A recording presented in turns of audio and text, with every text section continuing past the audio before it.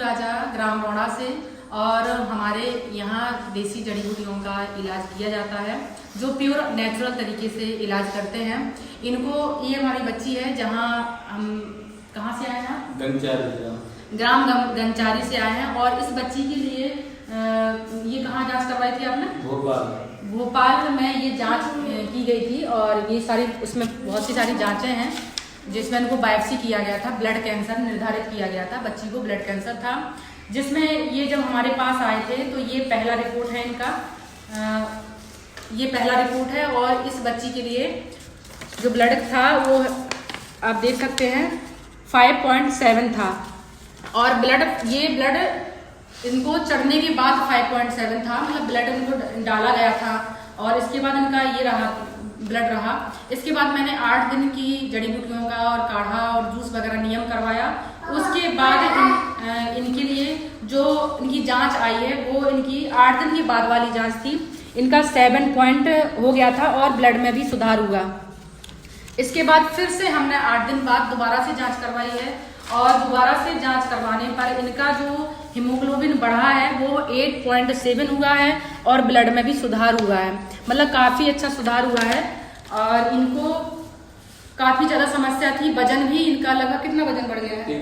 33 हो गया है, पहले 3 किलो बढ़ गया, 3-4 किलो। ये 4 किलो वजन बढ़ गया है, पहले 30 किलो वजन था, अभी 33 पॉइंट कुछ 800 ग्राम हो गया है। तो इनका वजन भी काफ़ी अच्छा वजन बढ़ा है।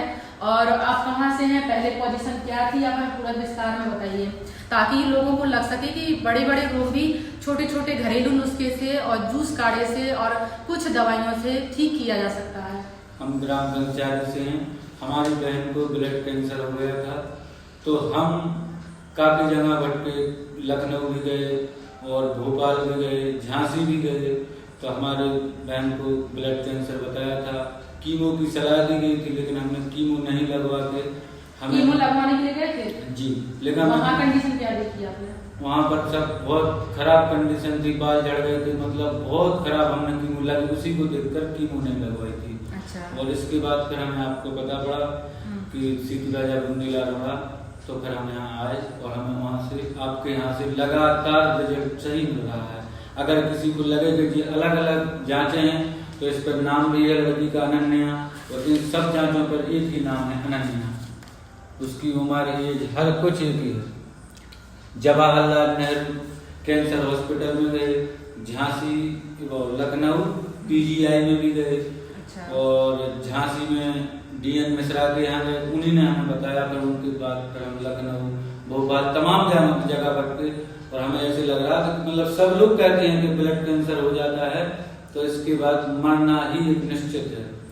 कहीं भी कुछ भी दवाई करवा लो मरना है, लेकिन रोड़ा में आकर सिद्ध हुआ है कि मरना नहीं है। दीदी की दवाई से हमें 100% हमारी बच्ची बिल्कुल एकदम सही हो गई।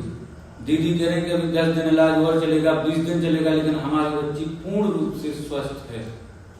देखिए, बड़े बड़े रोग जब बनते हैं तो उनमें छोटी छोटी गलतियां होती हैं कि जो हमारा खान पान और दिनचर्या गलत रहता है उसकी वजह से लगातार बीमारियां बढ़ती चली जाती हैं। देखिए, कोई भी बीमारी बनने की शुरुआत होती है वो है पेट से। जब हमारा खान पान गलत होता है तो फिर जैसा खाएंगे वैसा ही ब्लड बनेगा और इन बच्ची का खान पान लगातार बिगड़ गया था।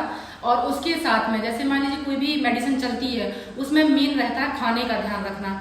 तो हमने बच्ची का खाने का ध्यान रखा और खाने से लेके ही सारी रूटीन दिनचर्या चेंज किया है। कुछ काढ़े वगैरह बनवाए हैं, काढ़े वगैरह पिला रहे हैं ना प्रॉपर, और इनका जड़ी बूटी वाला पानी पिला रहे हैं। नेचुरल कच्चा पानी बंद कर दिया गया है, कोई पानी कच्चा नहीं दिया जा रहा है। इस तरीके से नेचुरल में और जो प्रकृति के करीब जाने पर जो उनको रिजल्ट मिला है, इस तरीके से सारे लोग भी रिजल्ट पा सकते हैं। आप जब तक नेचर से करीब नहीं जाओगे तब तक आपको रिजल्ट नहीं मिलेगा। तो इस तरीके से यदि मेरी वीडियो आपको पसंद आ रही है और आपको लगता है कि रिजल्ट होता है, वाकई में रिजल्ट नेचुरल तरीके से रिजल्ट मिलते हैं, तो आप घर पर ही प्रयोग करना शुरू करिए। जो भी मैं पत्तियां वगैरह बताती हूँ उनको पीना शुरू करो ताकि आप घर बैठे भी ठीक हो सकते हैं। जरूरी नहीं है कि आप किसी डॉक्टर या किसी वैद्य के पास जाएं, सारी चीजें आप घर पर बैठे भी कर सकते हैं। तो इनका अभी ये लगातार स्वस्थ हो रही हैं और अब ये पूर्ण तरह से स्वस्थ हो जाएंगी। स्वस्थ हो नहीं, स्वस्थ हो गई हैं। और जिस दिन ये लोग आए थे तो बहुत पूरा परिवार रो रहा था,